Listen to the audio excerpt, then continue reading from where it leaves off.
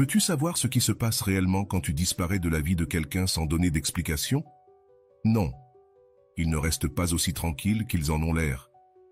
Peut-être qu'ils ne te le diront pas. Peut-être qu'ils le cacheront derrière un sourire ou une nouvelle relation. Mais intérieurement, quelque chose se brise. Parce que quand tu pars sans drame, sans avertir, sans mendier, tu leur as arraché leur pouvoir, et dans ce silence commence leur véritable tourmente. Dans cette vidéo, je vais te révéler tout ce que ressentent les gens après que tu disparaisses simplement. Oui, ton absence parle plus fort que n'importe quel mot, et je t'assure qu'ils ne vont pas aussi bien que tu le crois. Avant de commencer, je veux que tu écrives cette phrase dans les commentaires. Je ne poursuis pas. Celui qui me valorise reste, je suis stoïque. Fais-le maintenant, car en l'écrivant, non seulement tu la déclares, mais tu l'enregistres dans ton esprit. Et quand quelque chose se grave dans le subconscient, cela commence à changer ta façon de voir la vie. Cela te fera moins souffrir de ce qui ne dépend pas de toi, et tu commenceras à vivre avec plus de force, de clarté et de paix. Écris-la, répète-la, et nous commençons. Numéro 1. L'aiguillon du rejet. Quand tu t'éloignes sans préavis, sans scandale, sans explication, quelque chose de profond se passe dans l'esprit de celui qui pensait avoir du pouvoir sur toi. Ce n'est pas seulement ton absence qui pèse, mais la confusion, l'inconfort brutal de ne pas comprendre ce qui a changé, à quel moment ils ont perdu cette influence sur toi. Et c'est là que commence le véritable impact. Parce que tu n'as donné aucun signe, tu n'as pas fait de drame, tu n'as pas menacé de partir, tu es simplement parti. Et cela devient une blessure silencieuse, plus douloureuse que n'importe quel cri. Celui qui pensait que tu serais toujours disponible doit maintenant s'asseoir et réfléchir au vide. Et ce n'est pas un vide ordinaire. C'est un silence qui confronte, qui pose des questions inconfortables. Pourquoi est-ce qu'il ou elle est parti? Qu'ai-je mal fait? À quel moment ai-je cessé de valoriser ce que j'avais? Parce que quand quelqu'un s'habitue à ta présence, il ou elle commence à la prendre pour acquise. Il te traite comme si tu étais obligé de rester, comme si ton amour, ton temps ou ton soutien n'avaient pas de limite. Mais quand tu choisis de disparaître sans faire de bruit, tu leur arraches l'illusion de contrôle. Et c'est cela qui fait le plus mal. La perte du contrôle, la prise de conscience brutale qu'ils n'ont plus de pouvoir sur toi, qu'ils ne peuvent plus influencer tes émotions, tes décisions, ni ton temps. Peu importe combien ils te pensent, combien ils te cherchent, ou même qu'ils tentent de te provoquer, toi tu es déjà ailleurs, pas seulement physiquement, mais émotionnellement. Tu t'es déconnecté, et pour celui qui savait qu'il ou elle pouvait toujours compter sur toi, c'est un coup dévastateur. Tu n'as pas besoin de vengeance ni de confrontation. Ton absence devient le message le plus fort que tu puisses envoyer. Parce que celui qui sait disparaître avec dignité montre qu'il n'a besoin de la validation de personne pour aller de l'avant. Il ne cherche ni approbation, ni pardon, ni une deuxième chance. Il part, et dans cet acte, il révèle une force intérieure que très peu comprennent. Avant de continuer, si tu es nouveau sur ma chaîne, profite pour t'abonner et activer la cloche pour continuer à recevoir mon contenu et t'aider à vivre une vie beaucoup plus épanouie.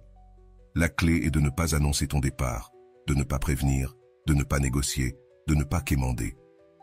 Celui qui ne t'a pas valorisé quand tu étais là ne mérite pas un départ sur mesure. Tu ne lui dois aucune explication. Parfois, le plus grand acte d'amour-propre est le silence, l'éloignement, la distance qui parlent pour toi. Et quand tu n'es pas là pour expliquer ta décision, tu laisses l'autre affronter seul le vide que son comportement a créé. Selon la philosophie stoïcienne, cet acte de détachement prend encore plus de sens. Les stoïciens enseignaient à ne pas dépendre émotionnellement de ce qui échappe à notre contrôle. Si quelqu'un ne te valorise pas, ne change pas, ne respecte pas ta présence, tu n'as pas à rester là. Le sage, selon Épictète, ne se laisse pas entraîner par les actes des autres, mais agit avec vertu, fermeté et sans attachement aux résultats. Disparaître n'est pas une punition, c'est un choix fondé sur la raison et non sur l'émotion. Et quand tu choisis de partir sans bruit, l'autre se retrouve seul devant le miroir. Il ne peut plus te blâmer, te disputer avec toi, ni te manipuler. Il ne peut que se confronter à la question la plus difficile. Pourquoi est-ce qu'une personne que je croyais sûre est partie? Et cette question n'a pas de réponse facile, car elle les oblige à regarder en eux-mêmes, à voir leurs erreurs, à constater leur indifférence, à reconnaître ce qu'ils n'ont jamais voulu admettre, qu'ils t'ont perdu, et cette fois, vraiment.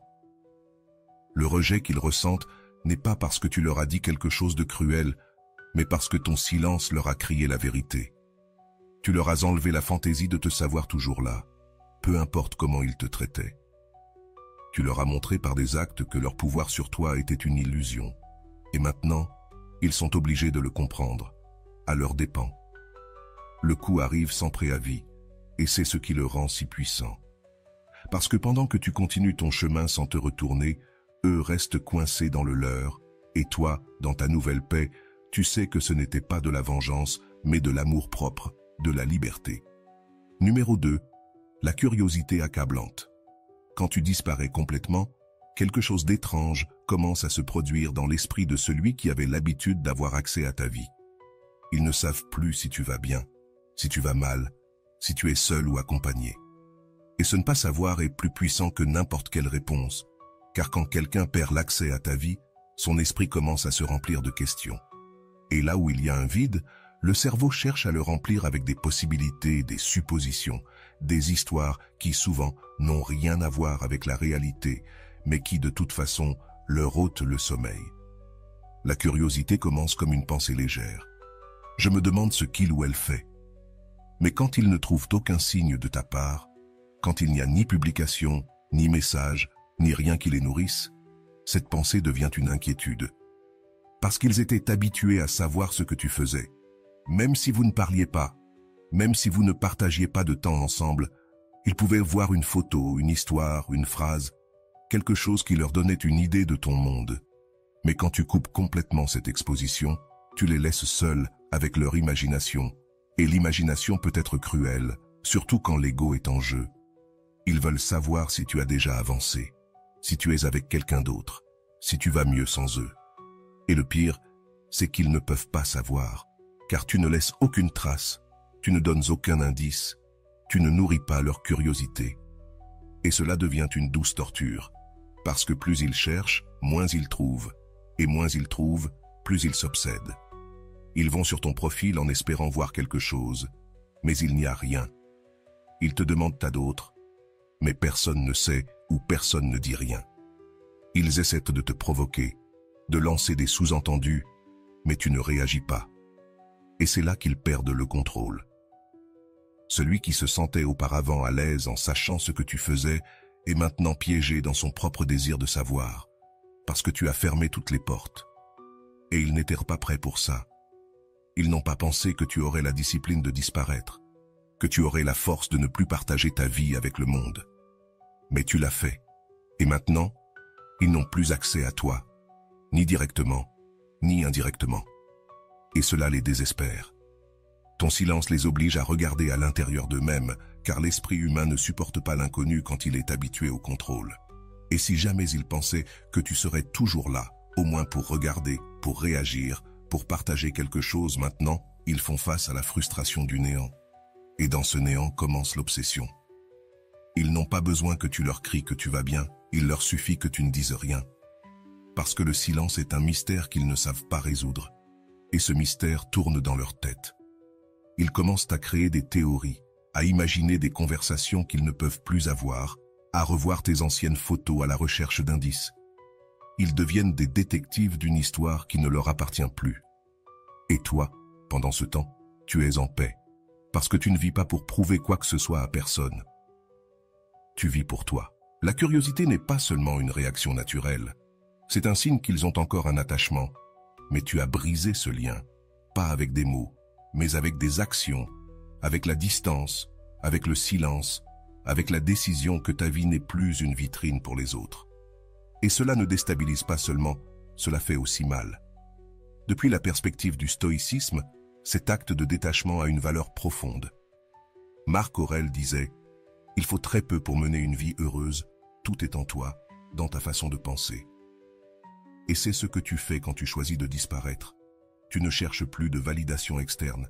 Tu n'as pas besoin que quelqu'un sache ce que tu fais pour te sentir complet. Tu te suffises à toi-même, et ce niveau d'autosuffisance émotionnelle est si rare que quand quelqu'un le voit de l'extérieur, il ne comprend pas et le désire. C'est pourquoi ils pensent autant à toi, parce que tu as réussi ce qu'ils ne peuvent pas encore lâcher. Alors, ne publie pas, n'explique pas, ne réponds pas. Laisse leur curiosité se transformer en écho, un bruit mental, pendant que toi, tu restes calme. Parce que quand tu ne donnes rien, ils veulent tout, et c'est là que tu prends conscience de ton véritable pouvoir. Numéro 3. Le vide de te manquer. Tôt ou tard, le moment viendra où ils ressentiront réellement ton absence. Ce n'est pas juste une absence, il est superficiel, se déguisant sous de nouvelles personnes, des fêtes ou des distractions. Mais vient l'absence réelle, celle qui se glisse en silence lorsqu'ils sont seuls. Lorsque les lumières s'éteignent et que les rires cessent, c'est là que le vide apparaît, celui de te manquer. Et ce n'est pas n'importe quel vide, c'est un gouffre inconfortable qui leur rappelle que tu n'es plus là, que tu ne fais plus partie de leur monde. Et peu importe combien ils essaient de le cacher, aucun substitut ne fonctionne. Au début, ils croient qu'ils peuvent te remplacer facilement. Ils sortent, rencontrent d'autres personnes, se plongent dans de nouvelles routines. Mais ils se rendent vite compte que tout cela n'est que du bruit. Aucun de ces efforts ne comble exactement l'espace que tu occupais. Ils ne peuvent pas reproduire ton énergie, ni ta façon d'écouter, ni cette présence qui, même lorsqu'elle était silencieuse, disait tout. Et au milieu de cette tentative de distraction, ils découvrent qu'ils ne t'ont pas laissé partir. Ils n'ont fait qu'ignorer ta valeur jusqu'à ce qu'il ne te reste plus rien. C'est alors que le vide devient évident. Ils essaient de te chercher, mais ne trouvent rien. Il n'y a pas de nouvelles publications, pas de nouvelles histoires, pas d'indications subtiles, pas la moindre trace qui leur permette de supposer si tu es triste, heureux ou accompagné. Ils ne peuvent plus accéder à ta vie, même avec la curiosité la plus simple, car tu as choisi de disparaître intentionnellement. Tu as fermé toutes les fenêtres, retiré leur accès, et cela les laisse seuls, face à un abîme qu'ils ne savent pas gérer. Tu leur as donné quelque chose qu'ils ne savaient pas qu'ils avaient besoin, et maintenant, ils l'ont perdu. Peu importe combien ils cherchent dans d'autres visages, d'autres conversations, d'autres corps, ils ne trouvent pas ce que tu apportais. Ce n'était pas juste ta présence physique, mais la connexion. Ce sentiment qu'avec toi, il y avait de la vérité, de la sécurité, quelque chose que les autres ne savent tout simplement pas offrir. Et cela, lorsqu'il manque, se fait sentir, se vit, se souffre. Parfois, ils resteront là, à regarder ta dernière photo, cherchant quelque chose qui n'est plus là. Parfois, ils parleront de toi comme si tu n'avais pas d'importance, mais au fond, le souvenir sera vivant. Et parfois, dans le silence, ton nom viendra, sans avertir, sans permission, simplement parce que l'âme n'oublie pas ce que l'ego a laissé partir. Et toi, pendant ce temps, tu restes loin, non pas par fierté, mais par respect de toi-même. Parce que tu as appris à ne pas insister là où tu n'es pas valorisé. Tu as compris qu'il n'est pas nécessaire de rivaliser avec la cécité de quelqu'un qui ne savait pas te voir.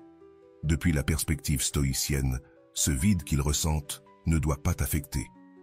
Les stoïciens enseignaient que nous ne devons pas dépendre de facteurs extérieurs pour trouver notre paix. Sénèque disait « Le premier pas vers la sagesse est de reconnaître que tout n'est pas sous notre contrôle. » Et c'est exactement ce que tu as fait.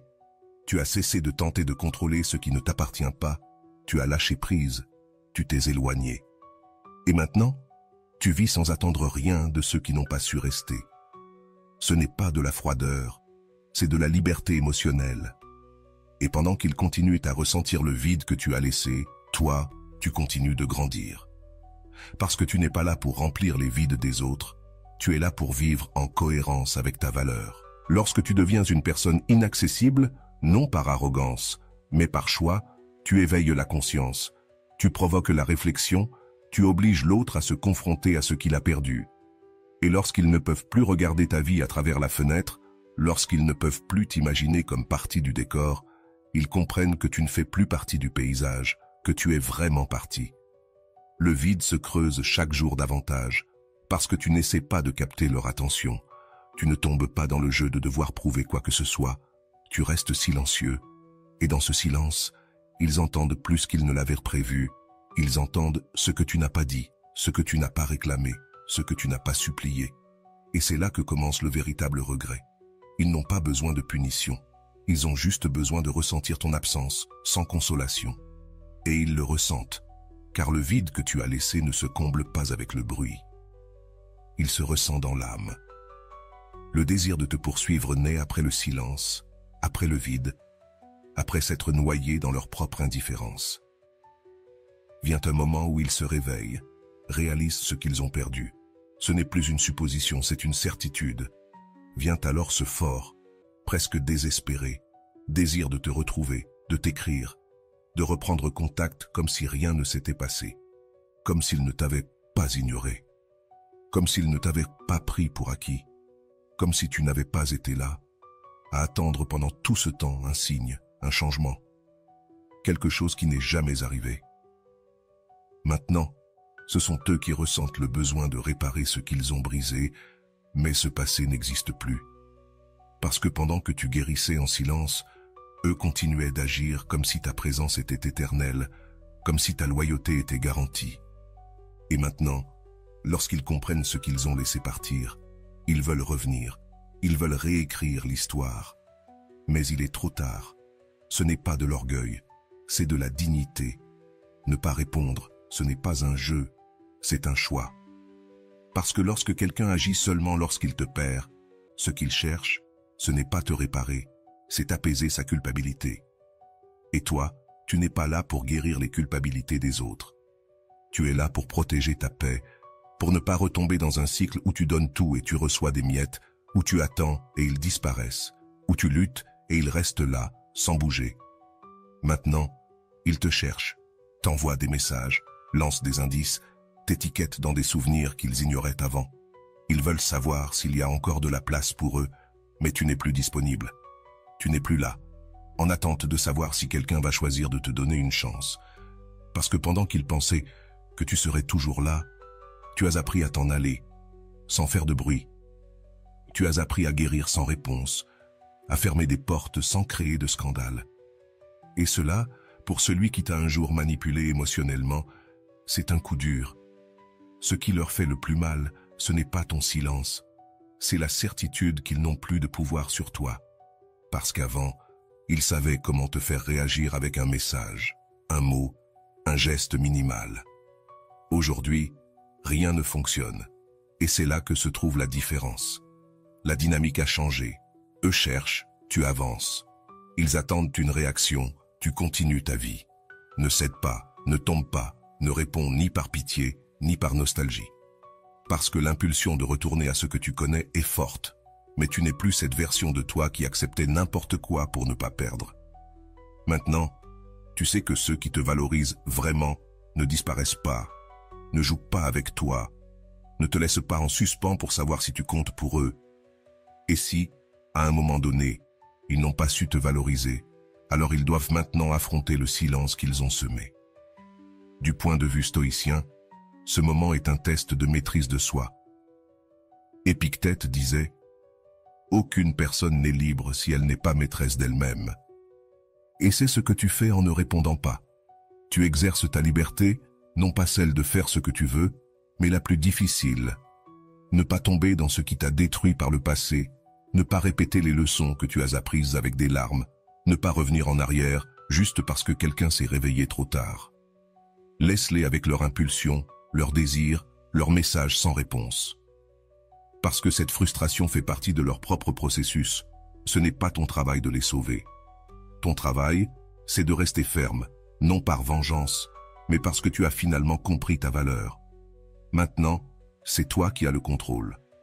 Maintenant, ils ressentent ce que tu as ressenti, l'impuissance. Et c'est là la véritable conséquence. Ne te cache pas, mais ne t'explique pas non plus. Vis, avance, grandis. Parce que lorsque, là où tu étais, ils ne te trouvent plus, quand leurs efforts ne rapportent rien, quand leur recherche devient un écho sans réponse, ils comprennent qu'ils t'ont perdu. Mais ce n'est pas parce que tu as disparu. C'est parce que tu n'es plus prêt à être trouvé par celui qui n'a pas su rester. Ils veulent que tu réagisses, que tu poses des questions, que tu reviennes dans le rôle de celui qui poursuit, tandis qu'eux décident de combien ils te donneront. Mais ils ne s'attendaient pas à ce que tu sois déjà prêt à ne plus jouer. Tu as joué trop longtemps sur leur terrain, et tu as appris, à force de blessures, que chaque pas dans ce jeu t'éloignait de toi-même. Aujourd'hui, tu choisis la paix, et cette décision les désarme. Parce que lorsqu'une personne est habituée à te provoquer et à obtenir une réponse à chaque fois, ton silence les déstabilise. Cela les oblige à faire face à l'idée qu'ils n'ont plus de pouvoir sur toi, que leurs astuces ne t'affectent plus, que leurs anciennes tactiques ne sont plus qu'un spectacle inutile pour quelqu'un qui a déjà dépassé la fonction. Ils commencent à se montrer froids, comme si ça leur était égal. Mais ils regardent, ils voient si tu regardes leurs histoires. Ils commencent à parler à d'autres en public, comme s'ils étaient heureux sans toi. Mais ils attendent que tu vois tout cela. Ils le font toujours avec un œil sur ta réaction. Mais il n'y a pas de réaction, parce que tu n'es plus disponible pour ça. Tu n'es plus là pour prouver que tu ressens encore quelque chose. Tu es là pour aller de l'avant, et cela leur fait plus mal que n'importe quel mot. Chaque fois que tu ne réponds pas, ils ressentent le vide de leur propre jeu, car c'est seulement amusant quand quelqu'un est de l'autre côté. Mais maintenant, ils jouent seuls. Ils lancent des hameçons dans l'air, attendant un signe. Mais il n'y en a pas. Tu es sur une autre fréquence, à un autre stade, à un autre niveau. Tu ne cherches plus de clôture, de validation ni de revanche. Tu n'as plus besoin d'exposer quoi que ce soit, car tu as tout compris à travers la philosophie stoïque. Ce moment devient une véritable épreuve de caractère. Marc Aurèle disait « L'âme se renforce quand elle reste indifférente à ce qui ne dépend pas d'elle. » Et c'est exactement ce que tu fais en décidant de ne pas participer, de ne pas réagir à ce qui est clairement une provocation. Car tu ne peux pas contrôler leur jeu, mais tu peux contrôler ta réponse et choisir de ne pas entrer dans ce cercle. C'est le plus grand acte de liberté émotionnelle. Tu n'es plus à l'endroit où ils t'ont laissé. Tu as changé, tu as évolué, et tu ne sacrifieras pas cette croissance juste pour prouver à quelqu'un que ça ne te fait plus de mal. Ton silence est suffisant. Ta distance est plus puissante que n'importe quel mot. Et petit à petit, ils commencent à sentir l'effet de cela. Car quand ils ne peuvent plus jouer avec toi, ils sont sans armes. Et alors, ils réalisent qu'ils ont perdu. Non parce que tu as gagné, mais parce que tu as lâché prise. Ignore leurs provocations, ne tombe pas dans leurs publications conçues pour activer tes émotions. Ne retourne pas à cet endroit où tu devais deviner ce qu'ils ressentaient pour toi. Ce n'est plus ta responsabilité de leur enseigner ce que c'est de te perdre. La vie elle-même leur montre. Et chaque tentative de manipulation que tu ignores leur confirme que la personne qu'ils contrôlaient n'existe plus. Maintenant, le contrôle est entre tes mains, et ton plus grand pouvoir est de ne pas l'utiliser pour blesser, mais pour guérir, pour maintenir ton cap, pour vivre sans retomber dans des cycles vides. Car quand tu ne joues pas leur jeu, ils n'ont plus de plateau, et sans plateau, il n'y a plus de partie.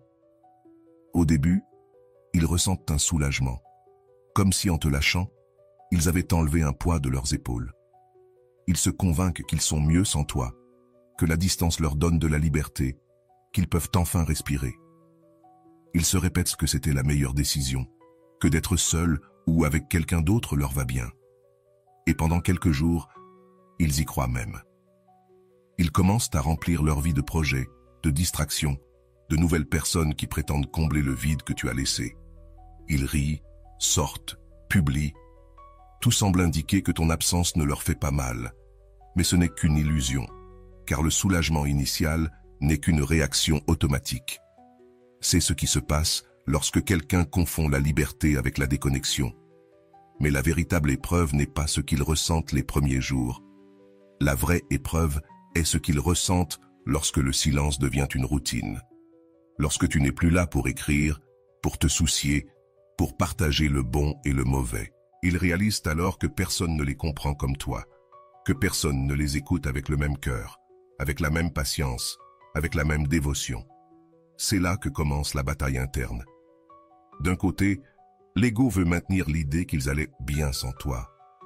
De l'autre, la réalité les frappe fort lorsqu'ils se rendent compte de ce qu'ils ont perdu. Ils commencent à regretter ce qu'ils minimisaient avant. Tes mots, ta présence, ta manière de faire en sorte que tout semble plus sûr. Et ce regret ne vient pas comme un grand tremblement de terre. Il arrive par vagues, à des moments inattendus, sous forme de petits souvenirs qui font plus mal qu'ils ne veulent l'admettre. Et alors, ils commencent à se demander « Pourquoi je me sens comme ça, si c'est moi qui me suis éloigné ?» Ils commencent à revoir tes anciens messages, à écouter les chansons que vous partagiez, à regarder tes photos avec un mélange de nostalgie et de culpabilité, parce qu'ils pensaient que tu pourrais être remplacé. Mais maintenant ils comprennent que ce que tu offrais ne se trouve pas partout, que ça ne peut pas être remplacé par n'importe qui, parce que ce que tu donnais était unique. Et ce qu'ils ont perdu les cherchent, mais toi, tu n'es plus là. Ne reviens pas. Ne retourne pas quand ils commenceront à sentir ce vide, car ce moment est crucial. Ils doivent le traverser, ils doivent rester seuls avec le silence qu'ils ont provoqué. Ne les sauve pas de leur propre apprentissage. Ne guéris pas la douleur qu'ils ont eux-mêmes semée, car si tu reviens trop tôt, tu leur apprendras seulement que ta valeur peut aller et venir. Et tu vaux trop pour être une option de dernier recours. Le regret, lorsqu'il est véritable, transforme, mais seulement s'il est vécu entièrement, seulement s'il n'y a pas d'échappatoire. Alors tiens bon, pas par fierté, mais par respect pour toi-même. Tu as donné le meilleur de toi-même. Tu étais présent, tu as espéré, tu as attendu, tu as lutté. Et si malgré tout ça, ils ne t'ont pas choisi, alors l'erreur n'était pas la tienne. L'erreur était de laisser partir quelque chose de précieux sans réaliser ce qu'ils avaient entre leurs mains. Selon la philosophie stoïque, ce moment représente une leçon de détachement et de force intérieure. Sénèque disait « Celui qui souffre avant l'heure souffre plus que de raison ». Et c'est exactement ce que tu as évité en lâchant prise. Tu ne souffres plus à cause de celui qui a choisi de te perdre. Tu ne t'accroches plus aux miettes de quelqu'un qui pensait que vivre sans toi était un soulagement. Tu as laissé la vie suivre son cours, sans supplier, sans forcer. Tu as accepté la réalité avec calme, et cette paix que tu as trouvée, ils ne peuvent pas la trouver. Et pendant qu'ils luttent avec leurs regrets, toi, tu fleuris, parce que tu n'es plus lié à la mémoire, ni au désir de revenir à ce qui t'a fait du mal. Et chaque jour qui passe, leur silence devient un fardeau, leur décision un doute, leur soulagement un mensonge qui se déconstruit tout seul. Ils n'ont pas besoin d'explications, ils ont besoin de sentir ce que ça fait de perdre quelque chose d'irremplaçable. Car c'est seulement quand tu perds quelque chose de vrai que tu découvres ce qui compte vraiment. Laisse-les avec ce vide. Ne le remplis pas, car c'est le prix de ne pas avoir valu ton temps. Et toi, tu n'es plus celui qui revient quand on t'appelle. Maintenant, tu es celui qui se respecte trop pour retourner là où il n'y a plus de place. Chaque heure sans nouvelles, chaque jour sans toi, pèse de plus en plus lourd. Ils se rendent compte que ce silence n'est pas vide, c'est un message, et un message très clair. Tu ne reviendras pas là où on ne t'a pas valu. Ils sont restés là, attendant une réaction, un élan, un signe que tu es encore disponible, que tu tiens encore à eux. Mais tu as choisi un autre chemin, un chemin plus difficile, plus mûr, plus puissant, celui du silence et de l'avancement, non pas par froideur, mais par respect pour toi-même. Parce que tu as compris que tu avais déjà trop donné, que tu avais déjà parlé suffisamment, que celui qui n'a pas compris ta présence ne mérite pas non plus ton explication. Et c'est là que le silence devient écrasant, car il commence à toucher ce qui fait le plus mal. Les doutes, l'incertitude, les « pourquoi ne me parle-t-il ou elle pas ?» ou « m'a-t-il ou elle vraiment oublié ?» Qu'ai-je fait de si mal pour qu'il ou elle me laisse partir ainsi? Ils n'ont pas besoin de tes mots pour se poser ces questions. Ton silence suffit. Parce que lorsque quelqu'un perd l'accès à toi, quand il ne peut plus savoir ce que tu penses, ce que tu ressens, ce que tu fais, il commence à voir ce qu'il a réellement perdu. Du point de vue du stoïcisme, cette décision a un sens profond. Épictète enseignait que nous devons agir selon la vertu, non selon l'émotion. Et quand tu choisis le silence, tu agis avec tempérance. Tu ne te laisses pas entraîner par le désir de réagir, ni par la nécessité d'expliquer. Tu agis depuis le contrôle de toi-même, car le sage ne supplie pas de compréhension, ni ne mendie d'attention. Il s'éloigne simplement de ce qui n'est pas en harmonie avec sa paix. Maintenant, ils sentent que le temps passe, et il n'y a aucun signe de ta part. Ce qui semblait être ton indifférence se transforme en leur propre désespoir. Ils veulent savoir s'ils peuvent réparer les choses, s'ils peuvent revenir, s'il existe encore un chemin vers toi. Mais il n'y en a pas. car tu as décidé de ne plus vivre dans des boucles où l'amour est mis à l'épreuve encore et encore. Parce que lorsque quelqu'un te pousse au bord du précipice, il ne mérite pas que tu lui tendes la main. Alors, reste dans ton silence, ne brise pas ce mur que tu as toi-même construit et ne réponds pas sous l'impulsion. Ne reviens pas par pitié. Le silence leur parle chaque jour, leur rappelant qui tu étais, tout ce que tu as donné, et combien il leur a été facile de ne pas le voir à temps. Maintenant qu'ils ne t'ont plus, ils le comprennent, mais toi, tu n'es plus là. Et c'est cela qui fait que le silence pèse comme une vérité qu'ils ne pourront jamais changer. Un jour, ils se rendent compte de l'indépendance émotionnelle que tu as acquise, non parce que tu l'as dit, ni parce que tu l'as publié, ni parce que tu l'as crié. Ils se rendent compte que ton énergie a changé, parce que tu ne réagis plus comme avant. Tu n'attends plus de signes, de paroles, ni de validation. Il n'y a plus de traces de cette dépendance émotionnelle qu'ils pensaient pouvoir utiliser comme avantage. Et cette réalisation les frappe, non pas parce qu'ils veulent te voir mal, mais parce que pour la première fois, ils comprennent que tu n'en as plus besoin. Ta paix ne dépend plus de s'ils t'écrivent ou non. Ton estime de soi ne se construit plus sur l'attention qu'ils te donnent.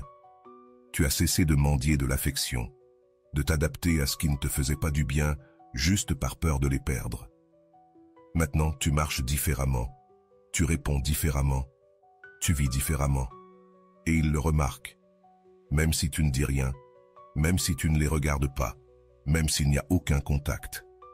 Ils le sentent, parce que celui qui a un jour eu accès à toi reconnaît quand quelque chose en toi a changé.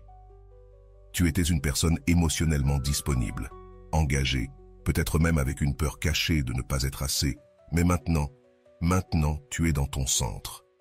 Et cela ne signifie pas de la froideur, mais de la maturité. Cela signifie que tu as appris que ta valeur ne dépend de personne, que tu n'as pas besoin d'être choisi par quelqu'un pour te sentir complet.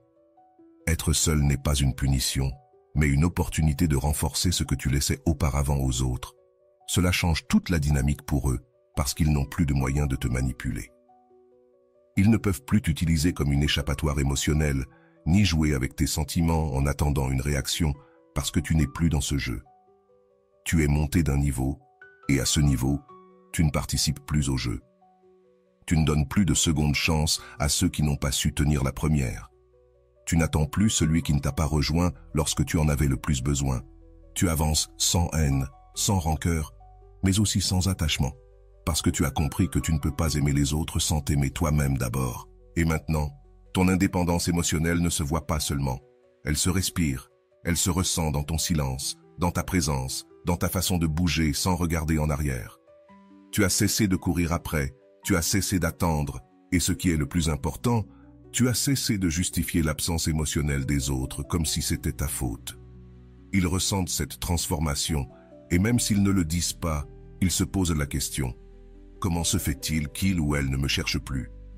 Comment peut-il ou elle être aussi calme sans moi?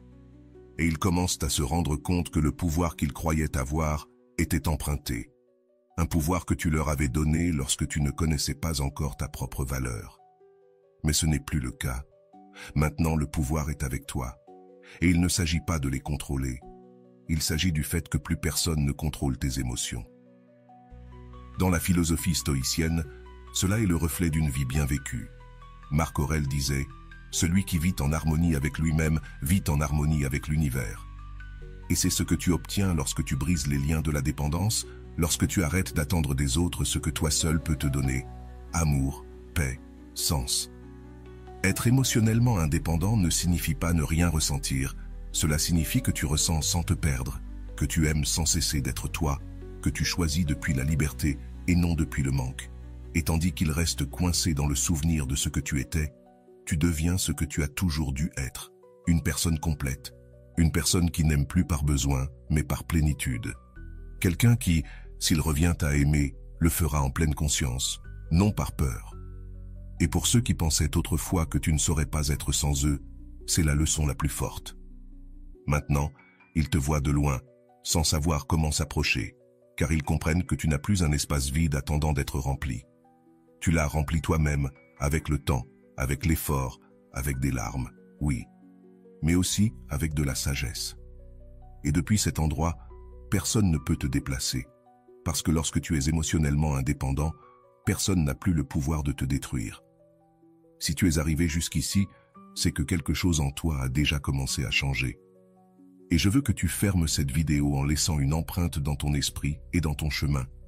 Va dans les commentaires et écris-le encore une fois. Je ne poursuis pas, celui qui valorise reste. Je suis stoïque. Gravez-le, répétez-le, fais-le partie de toi. Parce qu'une fois que tu le comprends vraiment, tu cesses de courir après ce qui ne te mérite pas et tu commences à marcher fermement vers ce qui le mérite.